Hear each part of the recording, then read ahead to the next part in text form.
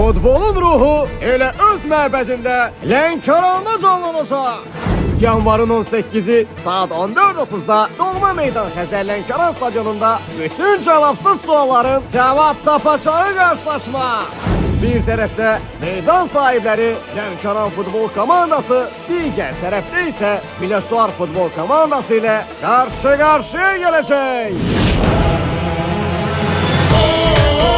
Galibler arasında, şampiyonlar sırasında, rakip kapısında eşidilsin her zaman.